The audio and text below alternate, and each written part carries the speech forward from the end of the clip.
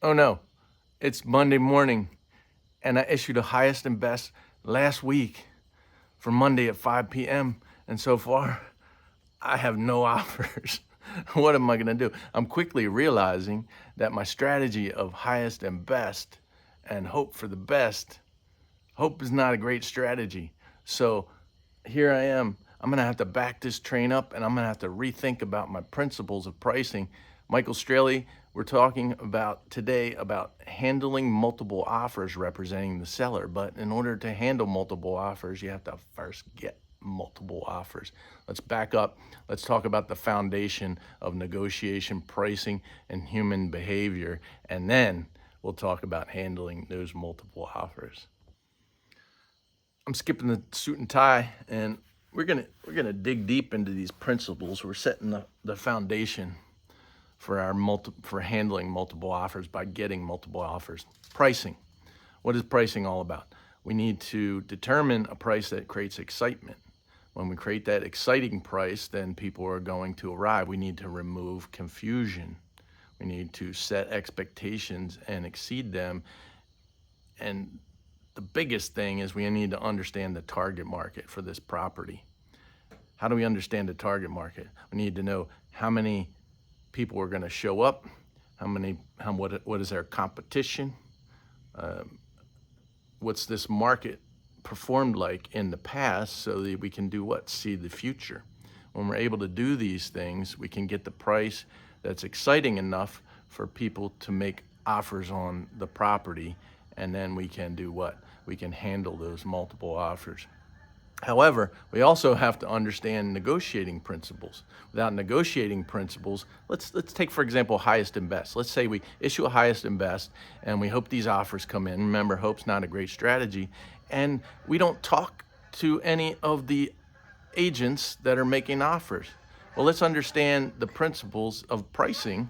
And then as these geese fly by, which is pretty cool, by the way, negotiation is made of four components. Some say those components are preparation, so we can exceed our expectations, information exchange, bargaining, and closing. Well, unfortunately, if we just do a highest and best with no communication, clearly we're missing the information exchange. So what are we looking for out of these multiple offers anyway? We're looking for a finisher. A finisher is somebody that goes under contract, we choose them, and they do what? Go to closing.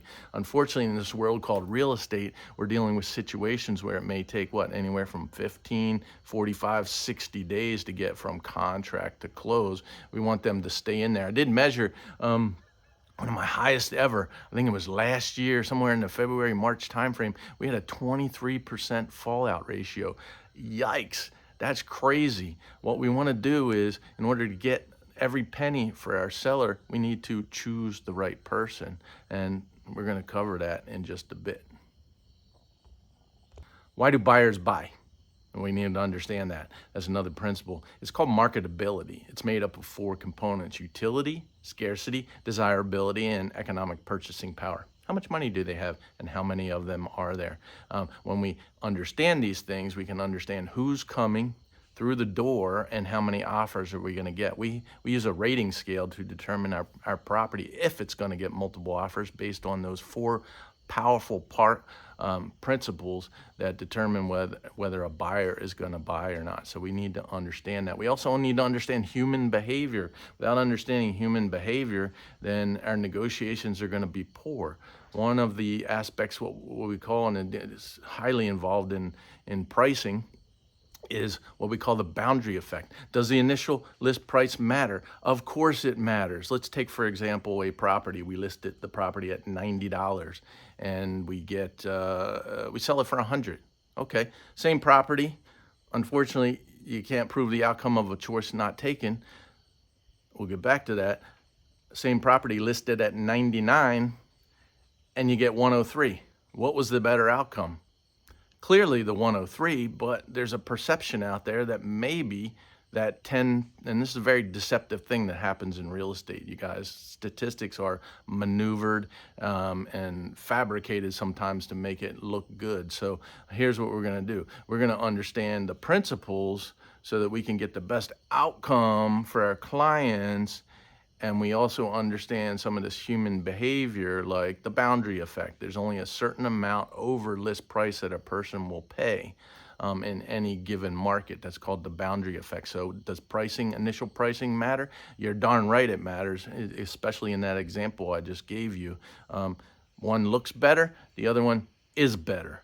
And we're going to use these principles to help our client not leave a penny on the table. The other thing is called prospects theory. Prospect theory is another thing we need to understand if we're going to be in sales of real estate. Prospects theory is all about fear of loss. Human behavior is they will be motivated by fear of loss, sometimes 2 to 3 times the situation of having an opportunity. Okay, so multiple offers creates this potential fear of loss situations if the conductor of the symphony, us, the real estate agent, manages it properly. One of my favorite sayings, which we stumbled across in some of our classes, is that time is of the essence. We all know that, right? Now, in this situation, timing is of the essence. Just like a symphony, you got to play the right notes at the right time. And remember, we were talking about negotiation, information exchange. Get on the phone, build rapport, learn. The more you talk to the agents on the other side, the more you're going to learn, the more you're going to be able to pick a finisher, the more you're going to understand who's going to pay the most and who's going to finish the transaction, getting more on the table for your client. Now that we covered a few of the principles, what we're going to do is talk about how do we structure this multiple offer situation? How do we conduct it so that it feels great, it has a great outcome, and everybody is living the life. Wow, this stuff is complicated, you guys. We're looking for those multiple offers. We talked about a few of the principles. There's many more. You're gonna have to take a full pricing class, a full negotiations class.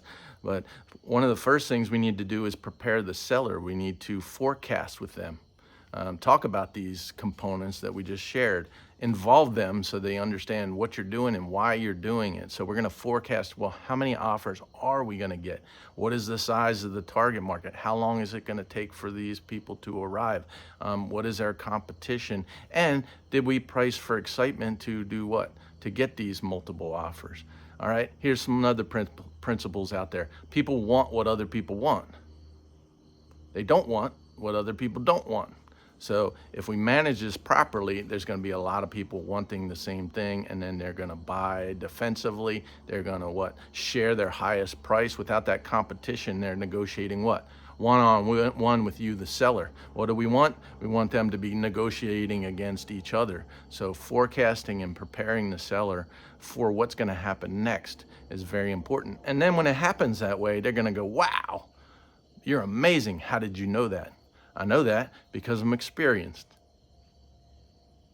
Circling back to the seller, we need to get them to prepare the best that they can. How do we do that? Well, we can do a lot of strategies out there. We can do pre-list home inspections. We can remove all the confusion that exists. So we have a saying that confused mind doesn't buy. So what do? You unconfuse the property.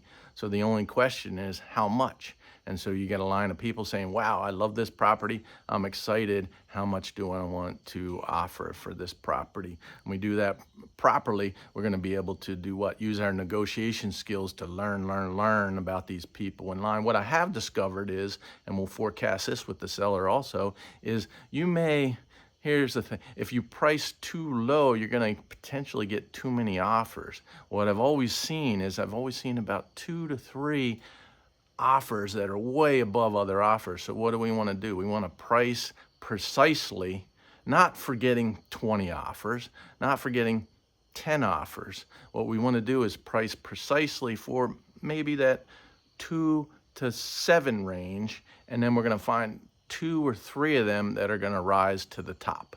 And those are the ones that we're after. Who's going to pay the most for the property? That's the most precise target market that we're looking for. Who's going to pay the most? the ones that match the target market, the USDE that we had mentioned earlier before, that marketability, that exact match. And those are the ones that we're looking for. What do our negotiations look like? Remember, information exchange. We've already prepared. We prepared the seller. We marketed the property so that we are going to do what? Exceed expectations. And so what are we looking for when we're speaking with the agents? We're looking for, why does your client love the property? Okay, what type of logistics are involved? What type of lending? What type of financing? Those type of things. And why are we doing all this? We want to talk to them to gain rapport, and when we gain rapport, we get more. For who? Our client, who we represent. So all this information exchange is going to help us help our client to determine the best finisher on the table, so that every single penny, it goes into their pocket and they're happy with how we perform. Involve them in the whole process so that they know that you know what you're doing. Let's talk a couple of the strategies that are out there right now. There is online bidding and creates like an auction situation. Okay, that auction situation may not be the best for handling properties that have all different types of attributes, and you don't actually use all your negotiation skills. So I'm not a big fan of that scenario. I'm also not a fan of, and here's the deal, you guys. We all learn from each other. I'll tell you what I'm a fan of, and if other people have other things that they enjoy doing and they can prove that it's the best for their clients, then go at it. But this highest and best with no communication, I think you're leaving a lot of money on the table in those situations. What about escalations? Escalations are another situation. How do we rate escalations when they come in? Let's do an example on that one. We have a property, let's say 900K. So you get an offer at 870 escalating to 905. And then you have another offer coming in that's 900 flat with no escalation. What are you going to do? I tell you what, I'm really more confident in the 900K. They're willing to pay that on the first go than I am on the 870 coming in with the escalation scenario. So those type of things we'll be looking at to understand who is the best choice. Because remember, we can only sell that house to one person. If we lose that excitement, then a lot of times we're going to lose money. So we need to pick that best person, the finisher, right from the get-go, and use our skills to determine who that is. And guess what? The seller's going to choose. It's always their decision. We're going to educate them on the principles, the backdrop of what this means and what's. Another strategy that we love is midweek listings. What does that do? Well, let's back up a second. Coming soon, it's a great way to create the visibility for the target market to arrive. So a coming soon of possibly 1 to 2 weeks, pretty good. Builds up a little bit of excitement on the property. Make sure that it's pretty clear right from the get-go. So this all creates visibility that's going to allow our target market to arrive at the same time at this event called Going Active. And they get to see each other, feel the pressure, feel the excitement. And when we create that situation, that's a wonderful thing. Now, we also have to understand that some people don't like highest and best. So some of the strategies I see out there from agents is they handle offers as they come in. What does that look like? Well, you list the property midweek, and somebody comes in on like 1 hour into it, right? Well, they feel the pressure. They've been out there in the marketplace, and you have a scarce property. And so what are they doing? They're going to come in there and potentially give you the best price that you're going to see on the first offer. And so what are they going to do? They don't have any competition yet, so they might do a strategy of list price, get in there, hope the seller bites off on it. But if you priced it properly for excitement, you're going to ask them, I'm not so sure about that. And you're going to work through the seller with this, but I'm not so sure about this. What do you think? What do you think the price would be for the seller to forego the 5 visits that we have lined up for the weekend? The offer might go up at that point, especially if you call the other, and we want to do this. You got 5 showings lined up. You call them all and you ask them some of the things we're after. What do they love about the property? What are the logistics? Can they close quickly? What is their financing? How long have they been looking? How many properties have they seen? Remember, this is all preparation and information exchange, which is part of the negotiation. Very active, very time-consuming process. And it's not all about just putting highest and best and looking at 6 offers that come in. You may pick the wrong one. If you pick the wrong one and you don't know anything about them, you possibly are losing your client's money, and that's not a good thing. This has been fun discussing multiple offers. We can't cover anything in this, we hopefully covered something. We can't cover everything in this short period of time. However, we do have a few questions coming in. We have one question coming in that says, what's your favorite strategy for multiple offers? Well, my favorite strategy for multiple offers is non-refundable deposits. Literally, we experienced a property where we had $100,000 non-refundable deposit. Clients selected that one over top of ones that were yielding more net to them, but they wanted some security in buying another property. So wow, what a tremendous skill. And I remember talking to one of the agents, and she said, why did we not win? And I said, I told her about the non-refundable deposit, and she goes, I didn't even think of that. And so what you want to do is you want to learn from a lot of people of what the tools on the table are, and you want to learn these negotiation skills. And here's another thing. Don't be afraid as a list agent. We are the list agent trying to get multiple offers and handle multiple offers. Don't be afraid and don't assume that the buyer agents understand all the tools available to them. That's part of the negotiation and information exchange. Did you guys think we were wondering if you could, those type of scenarios, gaining rapport? And remember, gain rapport and you get more. For who? Your clients, and that's what we're after. Let's do this, you guys. Let's tie this all together and do a little bit of review of what we talked about so we can, hit it out of the park for our company. In wrap-up mode here on handling multiple offers, representing our seller. Remember, you can't choose the outcome of a choice not taken. What does that mean? Rely on your skills, your strategies, your principles that we shared today. Learn more of them so that you are skilled to enter into a negotiation and understand what a negotiation is. A lot of preparation, a lot of information exchange, a lot of bargaining, a lot of examining who the best buyer is going to be so that they finish the transaction. Watch out for those fallout rates. Understand your target market, your marketability. One last thing that we're looking at is understanding your